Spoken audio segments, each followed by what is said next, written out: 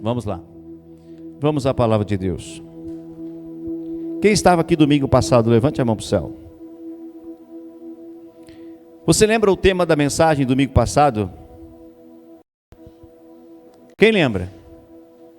Sobre o que nós falamos aqui domingo passado? Quem estava? Levante a mão de novo. Eu não vou perguntar para você, não tenha medo, pode levantar, aleluia. Eu vou refrescar a tua memória. A gente falou sobre ser guiados pelo... Isso. Como ser guiados pelo Espírito Santo. Andar guiados pelo Espírito Santo. Esse é o desejo e a vontade de Deus para nós. Que a gente aprenda a andar no Espírito. E teve um momento da mensagem que eu falei para você como provocar o Espírito Santo. Quem lembra? Quem lembra? Quem começou a provocar o Espírito Santo? Amém. Provocar no sentido de você falar com Ele, se comunicar com Ele e esperar que Ele lhe responda. Um dos exemplos que eu dei para você é, quando você acordar, já dar o bom dia para Ele. Amém? E quando você vai se vestir, abrir o roupeiro e perguntar para Ele: Espírito Santo, qual é a roupa que você hoje quer que eu venha vestir? E ali esperar alguns minutos até que Ele responda. Se Ele não responder, não se frustre, siga tentando todos os dias até que você ouça a voz do Espírito Santo. Amém? Lembra disso? Ontem nós tivemos um grande culto lá no interior de Rosário do Sul, na localidade do Mato Seco. São 65 quilômetros quase de extradição. Saímos de manhã, eu e a pastora. O Samuel estava envolvido com os jovens. Teve um grande primeiro culto de abertura dos jovens lá em São Gabriel. Quem viu as fotos? Então ele estava com essa missão. Ele ia com os jovens para lá. E eu e a pastora ficamos longe do nosso príncipe. E ela começou a falar no carro: meu Deus, amor, olha só, nós estamos indo para um lugar, o Samuel para o outro. E eu disse para ela: você sabe que isso vai acontecer. O Senhor, Ele já falou, então Ele já está preparando o nosso coração para essa realidade. E fomos, e foi uma bênção. Almoçamos na casa do Eliezer da Marigley. Cadê o Eliezer? Aleluia. Cadê a Marigley? Está na escolinha. E foi uma bênção, almoçamos com os irmãos, tivemos um tempo de comunhão e depois fomos para o culto. Ministramos e voltamos para casa e chegamos já de noite do retorno. E eu já estava cansado e eu tratei de fazer no chimarrão, tomei alguns mates, fui tomar meu banho. E 10h30 eu me recolhi. Botei a coberta, aquele lençolzinho, aquela coberta bem fininha, até que assim. E antes de fechar os olhos eu fiz uma oração em espírito. O que é oração em espírito? Você não abre a tua boca, você não libera palavras, você ora na sua mente. E eu provoquei o Espírito Santo. Eu provoquei ele, eu disse assim: o que tu queres ministrar comigo e com a igreja amanhã? Fala comigo. Me mostra o que tu queres falar conosco amanhã. Eu provoquei ele e peguei no sono. De madrugada o Senhor me visita em sonhos, que é uma das formas que Deus fala. E Ele me deu um sonho muito lindo. Eu estava em um ambiente como esse, ministrando a palavra, e estava rodeado de muitas pessoas. E ali naquele sonho eu estava falando a respeito do amor e da paixão que a noiva precisa ter pelo noivo. E eu me acordei com aquele sonho vivo. E eu falei para o Espírito Santo: uau, obrigado. Você quer aprender a ouvir Ele? Provoque Ele.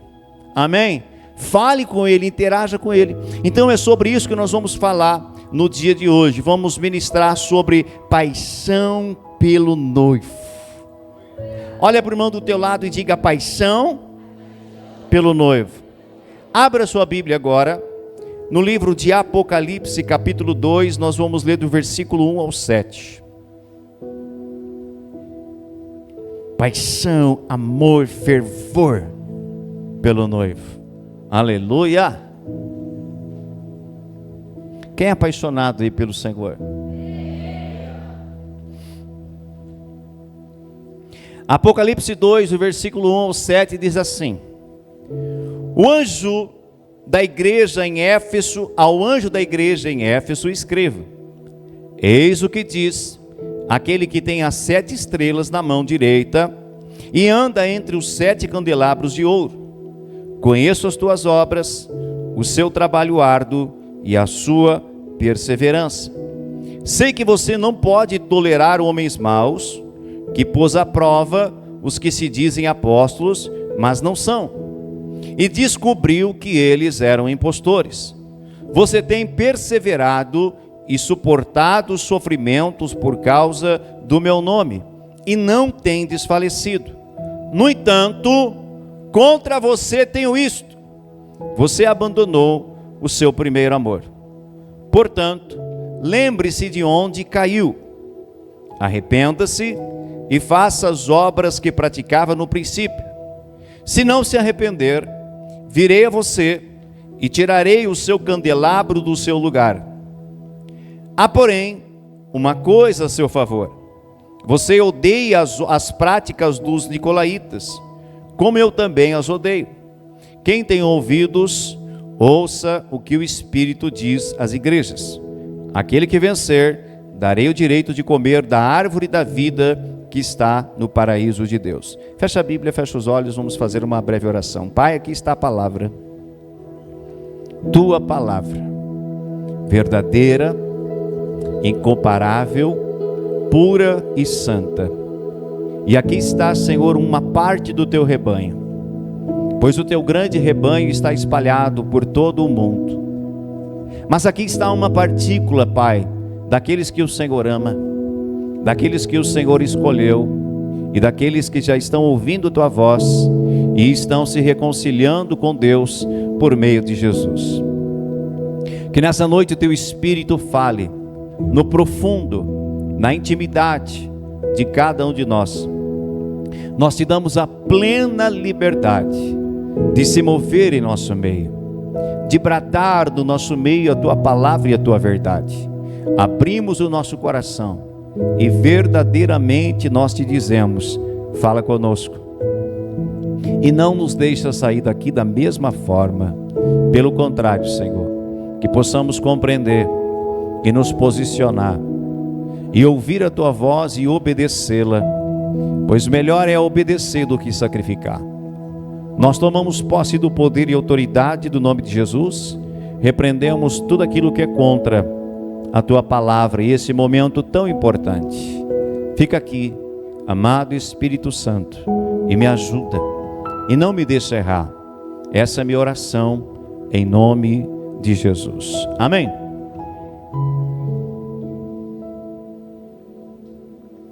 João, o apóstolo João, discípulo de Jesus, é ele que escreve o livro do Apocalipse.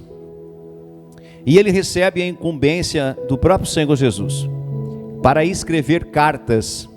E ele vai escrever 7 cartas. Uma carta para cada igreja. Eram 7 igrejas. Quando você lê o livro do Apocalipse, você vai ver ali 7 igrejas. E cada uma delas, para cada uma delas, Deus, o próprio Senhor, enviou uma mensagem. Essas igrejas eram literais, eram verdadeiras, eram igrejas que existiam de fato ali nos tempos dos apóstolos na Ásia. Então o Senhor, ele começa a falar com João o que ele deveria escrever para cada uma das igrejas. Igrejas diferentes, com realidades distintas, mas todas elas o Senhor amava. Todas elas o Senhor tinha um plano, e todas elas o Senhor estava vendo, observando o que eles estavam fazendo. Quando nós lemos o início da carta para a igreja de Éfeso, o Senhor, ele vai dizer: eu estou andando em meio aos castiçais. Ele diz assim: eu estou andando. Ou seja, o castiçal simbolizava a presença do Senhor. Então ele estava dizendo: eu estou andando no meio de cada um de vocês, e eu estou vendo todas as suas obras, tudo que vocês estão fazendo ou deixando de fazer. Então não é diferente dos dias de hoje, porque Deus é um Deus onipresente, ou seja, Ele está em todos os lugares ao mesmo tempo e Ele conhece todas as coisas. Olha para o irmão do teu lado e diga assim: Deus conhece o que está no teu coração. Então o texto que lemos inicialmente destinava-se à igreja de Éfeso. E o Senhor inicia a carta elogiando a igreja. João começa a elogiar, ele escuta a voz do Senhor e começa a escrever, e o Senhor começa a elogiar a igreja, por algumas realidades que ela estava fazendo, pelo trabalho árduo que eles estavam fazendo. Então a igreja de Éfeso não era uma igreja de braços cruzados, não, era uma igreja que estava trabalhando, que estava produzindo, uma igreja atuante, amém? Uma igreja que estava trabalhando, e uma igreja que estava sofrendo perseguição nos dias da sua história, mas eles estavam perseverando. A perseguição dos romanos e outros povos que se levantavam contra eles não conseguia fazê-los calar, não conseguia fazê-los parar. Pelo contrário, muitos deles morreram por amor a Cristo, mas eles estavam perseverantes. As portas da igreja estavam abertas, a perseguição não pôde parar aquela igreja, aleluia, porque a Bíblia diz que as portas do inferno não poderão parar a igreja do Senhor. Aplauda Jesus Cristo essa noite. Então o Senhor vai elogiando eles porque eles tinham um compromisso com a verdade. Eles tinham um compromisso com a doutrina que eles haviam aprendido por meio dos apóstolos e por meio de Cristo. E eles colocavam à prova os homens maus, e até mesmo os falsos apóstolos que queriam se introduzir no meio daquela igreja para trazer ensinamentos de homens. Então eles observavam aquilo e reprovavam aqueles homens, e tiravam eles do meio do povo, porque eram homens que queriam corromper a verdade, queriam colocar outras coisas dentro da igreja que Deus não queria que se colocasse. Então eles estavam andando bem, você concorda comigo? Porém, em determinado momento da mensagem, o Senhor ele faz um alerta. O Senhor ele vai dizer assim, ele chama a atenção para deles, usando a seguinte expressão: no entanto, vírgula, contra você eu tenho isto: você abandonou o seu primeiro amor. Portanto, lembre-se de onde você caiu, arrependa-se e faça as obras que praticava no princípio. Então a igreja estava bem, mas havia uma coisa que estava desagradando a Deus, que eles haviam abandonado o primeiro amor. O que isso significa? O que significa abandonar o primeiro amor? Vamos tentar entender. Significa que as obras que eles estavam realizando na igreja em prol das pessoas, as obras que eles estavam produzindo, já não eram mais por amor. A motivação já era outra. Eles já estavam se tornando, com o passar dos dias, pessoas religiosas e legalistas. A religiosidade começou a entrar no meio deles, no coração deles, e aquilo que eles faziam pelo Senhor, por amor ao Senhor, eles já não estavam mais fazendo daquela forma. Eles já estavam fazendo por uma obrigação, por um compromisso que haviam assumido por alguém, com alguém. Então, queridos, o Senhor ele vai chamar a atenção deles, porque eles haviam abandonado a forma como eles ministravam ao Senhor no início. Eles ministravam as pessoas, mas antes de ministrar as pessoas, eles estavam ministrando para o próprio Senhor, para o próprio Jesus. Então tudo aquilo que eles estavam fazendo com paixão, com amor, como se fora para o próprio Senhor. Lembra quando Jesus encontrou Saulo de Tarso na estrada de Damasco? E ele viu uma grande luz que vinha dos céus, e ele caiu do seu cavalo e ficou cego. quando ele viu aquele esplendor daquela luz, aquela glória, e uma voz fala com ele, uma voz sai de dentro daquela glória, daquela bola de luz, e aquela voz diz assim: Saulo, Saulo, por que você me persegue? Mas a pergunta é: Saulo estava perseguindo Jesus? Quem estava falando ali naquela luz, naquela glória, era o próprio Senhor Jesus. Então Jesus olha para Paulo, para Saulo no momento, e depois ele também se torna Paulo, chama-se Paulo por causa da sua dupla nacionalidade. Então o Senhor pergunta para ele: Saulo, Saulo, por que você está me perseguindo? Mas ele não estava perseguindo diretamente Jesus, mas estava perseguindo aqueles que estavam acreditando, aceitando o Evangelho de Cristo, que estavam fazendo aliança com Cristo, que estavam se convertendo. Então, quando eu persigo um dos pequeninos de Deus, como Saulo estava perseguindo, eu não estou perseguindo somente a pessoa, eu estou perseguindo o próprio Senhor. Então, da outra forma, quando eu estou ministrando alguém, não por um interesse, não por uma motivação errada, mas quando eu estou ministrando alguém por amor a Cristo, eu estou ministrando não só a pessoa, eu estou ministrando para o Senhor. Aleluia! Para o Senhor, em primeiro lugar, sempre para Ele. Então a motivação de suas ações já não era mais o amor. Eles iniciaram muito bem, mas o espírito de religiosidade e, consequentemente, o esfriamento entrou dentro da igreja de Éfeso. Eles estavam trabalhando, eles estavam produzindo, eles estavam guardando a doutrina, eles estavam identificando os erros doutrinários, mas eles estavam negligenciando aquilo que é mais importante para Deus, que é o amor. Fazer as coisas com amor para o Senhor. Então o Senhor repreende eles, não porque Deus queria destruí-los. O pai, quando repreende um filho, é porque o pai o ama e quer que o filho novamente comece a fazer as coisas corretamente.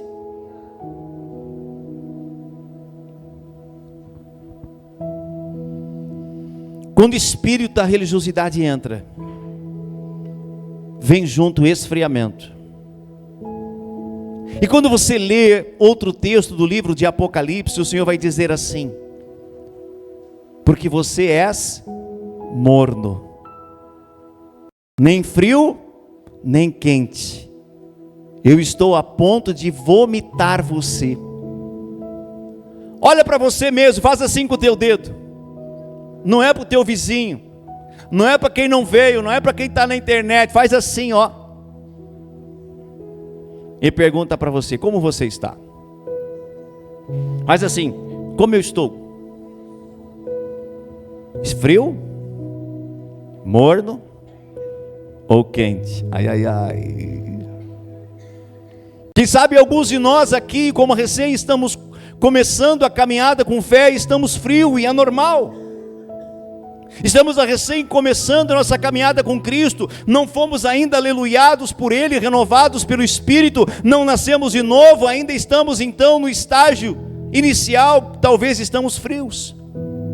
Mas quem sabe muitos de nós aqui já estamos andando com Cristo há um bom tempo e já passamos pelo estágio do esfriamento, mas estávamos quentes, fervorosos pelo Senhor, apaixonados por Ele. O nosso pensamento, o nosso coração se ocupava para Ele todos os dias.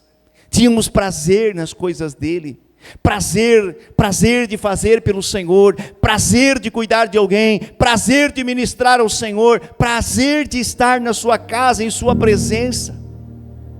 Mas talvez passou-se os tempos e muitas coisas aconteceram e começaram vagarosamente a esfriar a cada um de nós. E talvez muitos de nós hoje aqui estamos mornos, estamos vivendo algo que o Senhor Ele condena, que Ele não se agrada, a mornidão. Hoje eu vou lá, quem sabe Deus usa lá o pregador dessa noite, eu recebo algo de Deus, e se Deus não falar comigo também, tá bom. Isso é uma pessoa morna, é uma pessoa que já não tem mais expectativa, que não queima mais pelo Senhor, que não ama mais ouvir a voz dEle, que não ama mais o adorá-lo, que não ama mais estar inserido dentro de algo para o Senhor, é uma pessoa que está morna. Mas a pessoa fervorosa, ela está apaixonada pelo Senhor e por tudo aquilo que Deus é apaixonado. Você sabe qual é a maior paixão de Deus? Quem sabe? Qual é a maior paixão de Deus? O que Deus mais ama?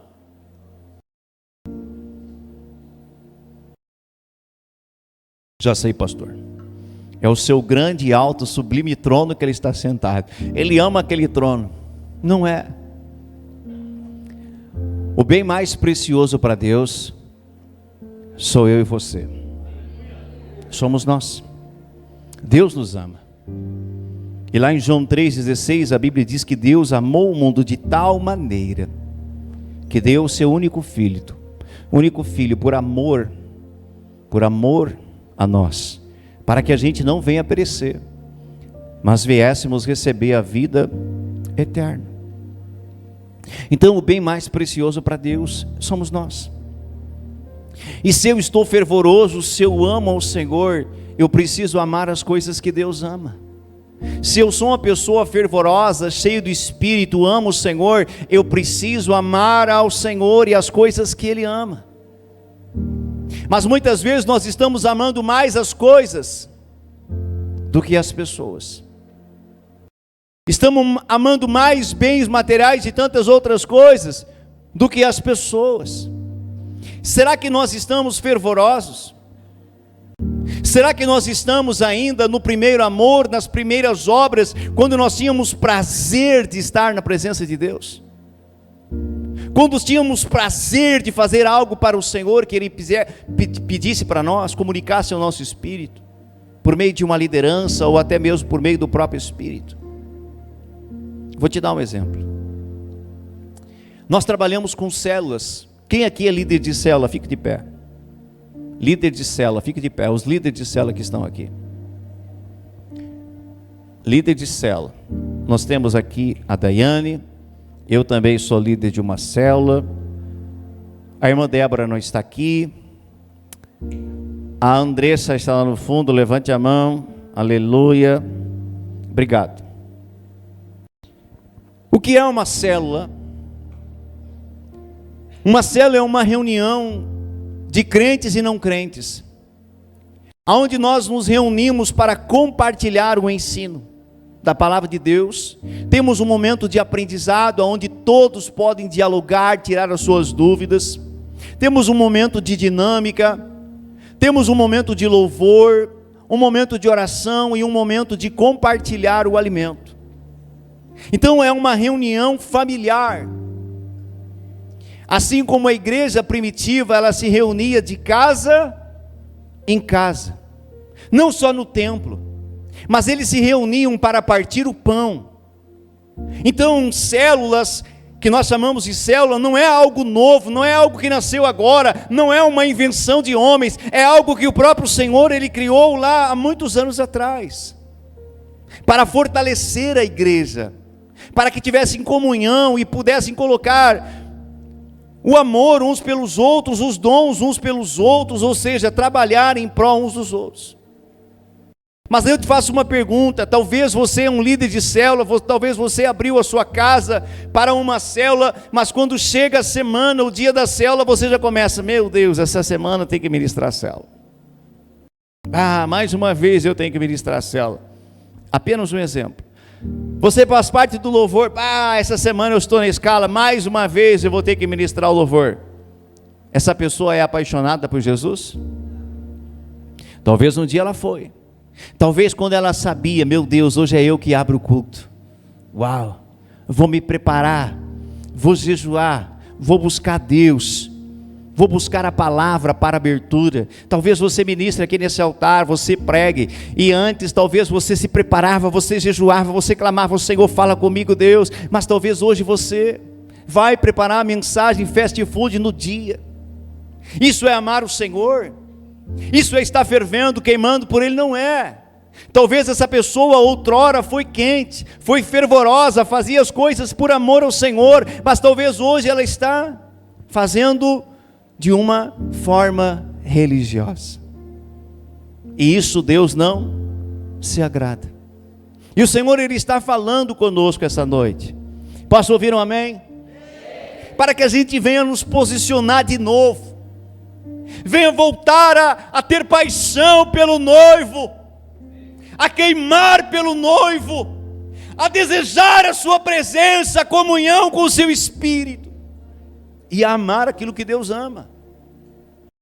Como estamos? Frios, mornos ou quentes? Você vai dar a resposta. Será que estamos frios? Abandonamos o primeiro amor? Como a igreja de Éfeso, estamos trabalhando, estamos produzindo, estamos fazendo algo, mas não estamos mais amando a Ele? E o Senhor está falando conosco essa noite: ei, uma coisa eu tenho contra vós, que deixastes o primeiro amor, abandonastes o primeiro amor. E o Senhor, Ele dizia para a igreja de Éfeso: lembre-se de onde você caiu, e te arrependa, e tornes a praticar as primeiras obras. Olha para alguém perto de você e diga assim: torne a praticar as primeiras obras. Há pessoas que elas estão apenas preocupadas com o trabalho, com os afazeres, com o corre-corre, com tantas realidades, e já não mais priorizam o Senhor, já não mais buscam ao Senhor. Às vezes vão buscar o Senhor porque querem uma coisa, como aqueles 10 leprosos que estavam doentes à beira do caminho, e Jesus cruzou, e eles começaram a gritar: Jesus, Jesus, Filho de Davi, tem compaixão de nós. E Jesus parou, porque Jesus é amor, Jesus é bom. Diga: Jesus é bom. Ele para, Ele não condena aqueles homens. Ele já sabia o que iria acontecer posteriormente após a cura, sim ou não? Ou você acha que aquele Jesus foi pego de surpresa por eles? Jamais. Jesus olha para eles e cura os 10 leprosos, e diz para eles: vão se apresentar ao sacerdote. E quando eles estavam indo para se apresentar ao sacerdote, a Bíblia diz que todos eles foram curados. A pele leprosa agora voltar a ser uma pele curada, uma pele normal. E daqueles 10 curados, um apenas volta para agradecer Jesus. Ele olha para aquele homem que voltou e disse assim: não foram todos curados? Aonde estão os outros 9? Por que não voltaram para agradecer e dar glória a Deus? Só você voltou. Então nós temos que ser pessoas, queridos, homens e mulheres apaixonados, que vamos dar a glória de Deus, e não só buscar o Senhor por algo que nós queremos. Nós temos que ter intensidade, relacionamento, paixão por Ele. Ele é o noivo, nós somos a noiva, e não há noiva sem paixão, não há noiva sem amor. Você se casaria por alguém sem amor? Você sabe que aquela pessoa não te ama, ela só está interessada. O Clédio vai casar agora, vem cá, Clédio. Está aqui na minha frente, eu vou pegar de exemplo, aleluia. Vai casar. Já está com a data do casamento marcada. Ele e a Marlene vão casar. Você casaria com a Marlene se você soubesse que ela estava só casando com interesse? Estaria casando contigo só por interesse? Jamais, mas pela minha beleza. Irmão, ouve só a primeira parte, a segunda deleta. Não, ele tem a beleza dele, claro. Cada um de nós tem a sua beleza. Olha para o irmão do lado e diga assim: você é bela. Vai lá. É sério. Todos nós somos belos. Obrigado, Clédio. Nenhum de nós nos casaríamos apenas por interesse. Eu sei que existem casamentos armados, mas a realidade é uma, a verdade é uma. Você não se casaria com alguém por interesse. O Leonardo e a Giovana se casaram agora há pouco. Eles se casaram porque existe um elo que liga eles. Qual é esse elo? O amor. É o amor que nos une. É o amor que nos une ao Senhor. Ele é amor e Ele espera que eu e você venhamos amar a Ele uns aos outros. Você ama o teu irmão como a ti mesmo, é mandamento de Deus. Você ama o teu irmão como a ti mesmo. Queridos, às vezes nós falamos de boca para fora e não estamos amando como Deus quer que a gente venha amar. E uma mensagem como essa, ela vem, como diz lá a palavra de Deus, como uma espada afiada de 2 gumes, que faz divisão entre a alma e o espírito da pessoa. A palavra de Deus, não vou dar na cabeça dele, não te preocupe. É como uma espada afiada de 2 gumes que penetra a divisão da alma do espírito, juntas e medulas, e é apta para discernir as intenções e motivações do coração de alguém. Então a palavra de Deus, ela faz isso, ela desce como uma espada dividindo, cortando, revelando como estamos, como você está, como eu estou. Será que nós estamos amando de boca para fora? Ou estamos verdadeiramente amando uns aos outros e às vezes suportando uns aos outros por amor a Cristo? É forte, não é? É o que Deus quer falar. O apóstolo Paulo, escrevendo aos irmãos de Corinto, 1 Coríntios capítulo 13, ele exortou os irmãos. Uma igreja maravilhosa. A igreja de Corinto era uma igreja avivada, uma igreja maravilhosa. Uma igreja que ela estava cheia de dons do Espírito. Não faltava dons para eles. Igreja que movia sobrenatural. Linda, poderosa. Mas Paulo vai falar algo muito importante. Ele vai dizer que o amor era o maior dom. Acima de qualquer manifestação do Espírito, acima de qualquer dom do Espírito, ele vai dizer: se não tiver amor, de nada te vale estes dons. Vamos ler essa passagem junto? Abre aí, 1 Coríntios 13, vamos ler. Olha para o irmão do teu lado e diz assim: Deus vai te pegar. Deus vai te pegar esta noite. Ele vai te pegar.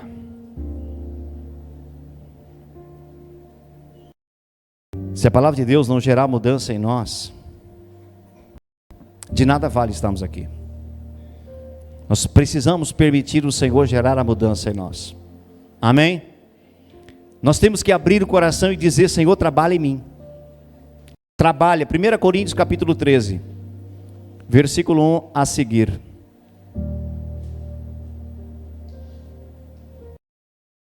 Se eu falar a língua dos homens e dos anjos, mas não tiver amor, serei como um sino que ressoa ou como um símbolo que retine. Se eu tiver o dom de profecia, souber todos os mistérios e todo conhecimento, e tiver fé capaz de mover montanhas, olha essa realidade. Mas se não tiver amor, nada serei. Se eu der aos pobres tudo o que possuo e entregar meu corpo, para que eu tenha de que me gloriar, mas se não tiver amor, nada disso valerá. O amor é paciente, o amor é bondoso, não inveja, não se vangloria, não se orgulha, não maltrata, não procura os próprios interesses, não se ira, não guarda rancor. O amor não se alegra com a injustiça, mas se alegra com a verdade. Tudo sofre, tudo crê, tudo espera, tudo suporta. O amor nunca perece, mas as profecias desaparecerão, as línguas cessarão, o conhecimento será deixado para trás, pois em parte conhecemos e em parte profetizamos. Quando, porém, vier o que é completo, o que é em parte será deixado para trás. Quando eu era menino, falava como menino, pensava como menino e raciocinava como menino. Quando me tornei homem, deixei para trás as coisas de menino.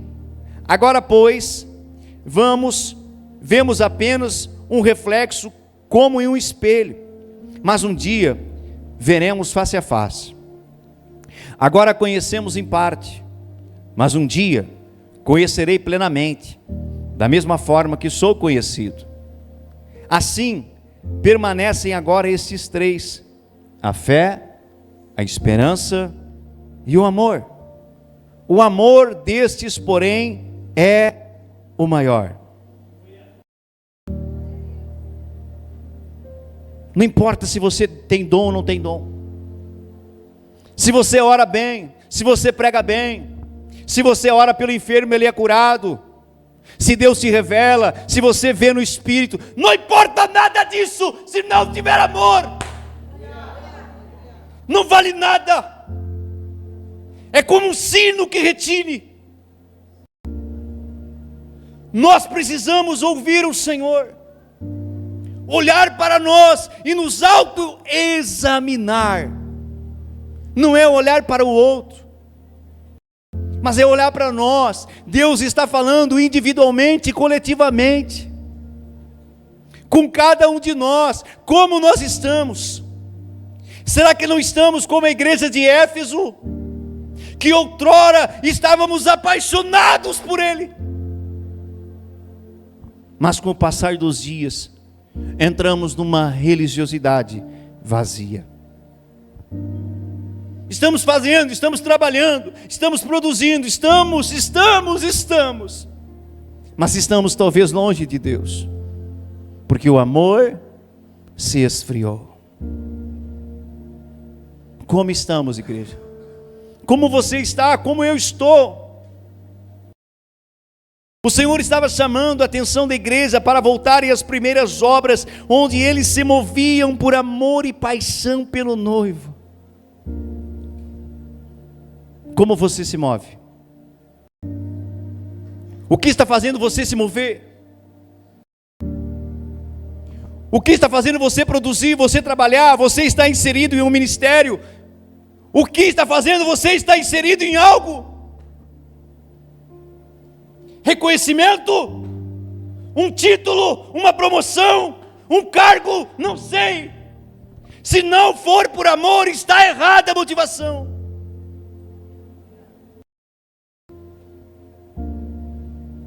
Eu quero ser pregador daquele altar, eu quero subir aquele altar para pregar também, eu acho tão bonito. Amém, você está sonhando algo bom, mas se você não subir aqui por amor, não suba, é melhor ficar aí embaixo. Se você vier tocar, não toque para atrair o olhar das pessoas, toque para atrair o olhar dele.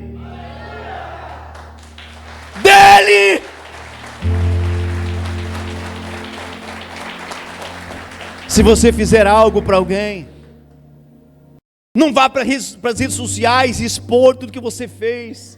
O que tua mão esquerda fizer, não deixa que a direita saiba. Faça por amor, o reconhecimento vem de Deus. Como estamos, irmãos? Como estamos? Talvez nós estamos numa rota semelhante à igreja de Éfeso. E o Senhor concluiu aquela carta dizendo para eles: se vocês não se arrependerem e voltarem ao primeiro amor, eu removerei do meio de vocês o meu castiçal. Diga ai, ai, ai. O que é isso? Se a igreja não voltasse a amar o Senhor, a fazer as coisas por amor, pela motivação correta, o Senhor estava dizendo para eles: eu vou retirar do meio de vocês o meu espírito. A igreja sem o Espírito Santo não é mais uma igreja, é apenas um ajuntamento de pessoas religiosas. Nós precisamos da presença dEle. Olha para o irmão do teu lado e diga assim: você precisa, eu preciso da presença do Espírito Santo. A igreja na terra precisa da presença do Espírito Santo, pois é o Espírito Santo que tem o poder de convencer o pecador dos seus pecados.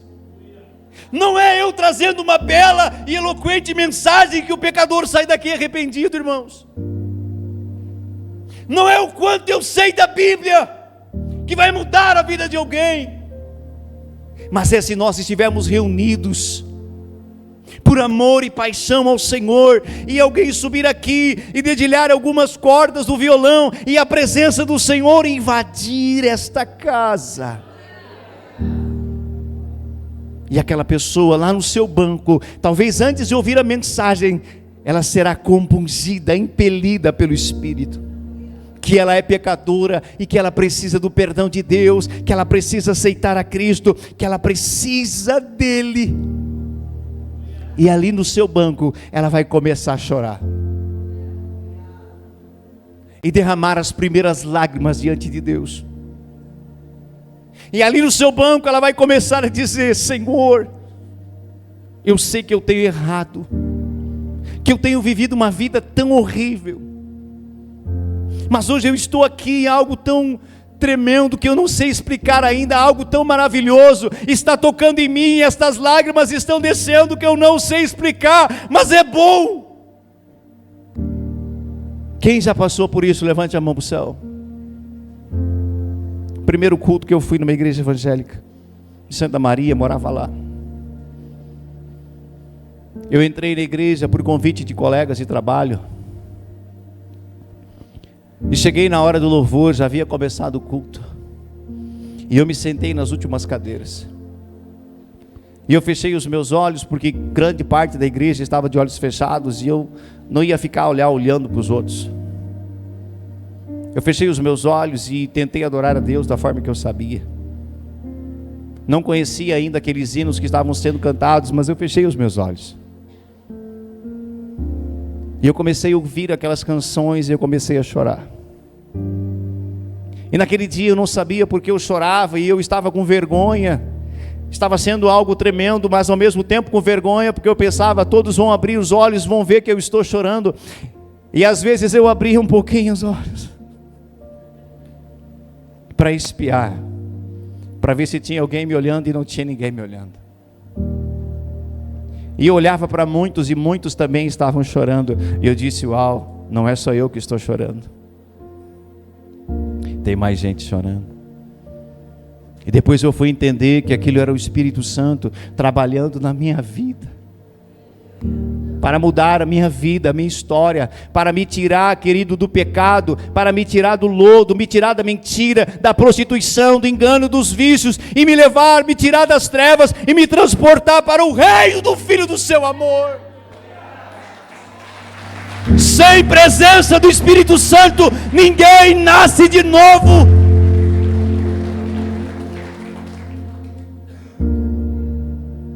Ele precisa estar aqui. O Espírito Santo precisa estar aqui. E se nós amarmos ao Senhor, se nós amarmos a Deus verdadeiramente, Ele enviará o seu Espírito cada vez mais, e nós seremos transformados de glória em glória. Toda vez que eu vim para o culto, toda vez que eu ir para a célula, toda vez que eu estiver em um ambiente onde há 2 ou mais pessoas falando a respeito do Senhor, ali eu serei transformado um pouquinho. Nós não somos transformados plenamente, totalmente em apenas um dia. Deus não faz isso. Nós somos uma casa em construção. Diga casa em construção. Uma casa pode ser levantada plenamente, totalmente, e acabada totalmente num dia só? Não. Tem um tempo, ela demora. Tem um processo. É um tempo de Deus. Deus está nos transformando. Deus está nos mudando. Deus está nos construindo. E toda vez que nós estamos reunidos num lugar como esse, Deus está trabalhando uma área da nossa vida. E eu creio que nessa noite Deus está trabalhando em alguma área da nossa vida que talvez nós estamos negligenciando. Estamos esquecendo, como a igreja de Éfeso esqueceu. E às vezes estamos trabalhando para o Senhor, fazendo algo para o Senhor, e estamos pensando: não, eu estou agradando a Deus. Talvez não estamos agradando. Talvez estamos trabalhando bastante, correndo bastante como a igreja de Éfeso. Mas Deus está olhando e está dizendo: uma coisa eu tenho contra vocês, uma coisa eu tenho contra ti, que deixaste o primeiro amor. Se coloque de pé nesta noite.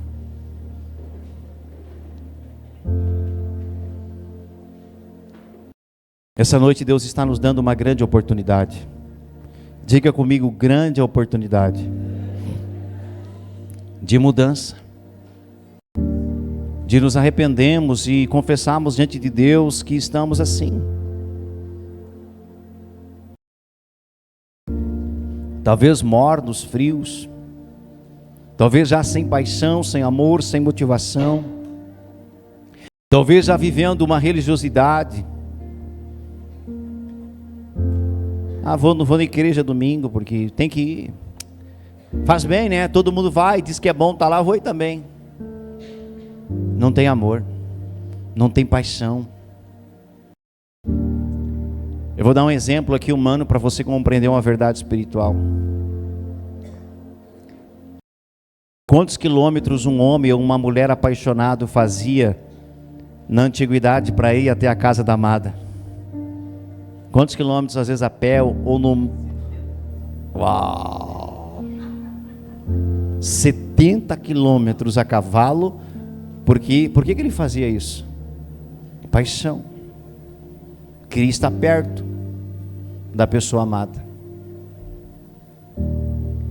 Eu chegava a ficar 4 horas, 2 de manhã, mais 2 de tarde e tal, em cima da minha bicicleta, na porteira da entrada da nossa casa em Santa Maria, só para olhar para o outro lado da rua. Vem cá. Vem cá. Quem é que eu olhava? Quem é que eu estava cuidando lá? Ela. Aleluia. Sobe aqui. Mas era interessante que não era só eu que cuidava, viu? Ela também ia lá para frente, só para olhar para lá. Não. Ela disse que ia varrer a calçada, mas qual era o propósito? O que é isso, irmãos? É amor, é paixão, é o sentimento que invade o nosso coração de querer ver, de querer estar perto. E isso nunca pode esfriar na nossa vida, não só como família, mas principalmente com o Senhor. E se nós deixarmos entrar em uma rotina nossa vida com Deus, talvez vai se esfriar e nós vamos vagarosamente nos afastando dele e nem percebemos. E já não temos mais aquele prazer, já não temos mais aquela alegria, aquela motivação que tínhamos. Isso é um sinal de esfriamento. Mas que eu e você venhamos permanecer todos os dias apaixonados por ele. Obrigado, pastor. Siga apaixonado por ti, viu? Aleluia. Aleluia, amém. Glória a Deus.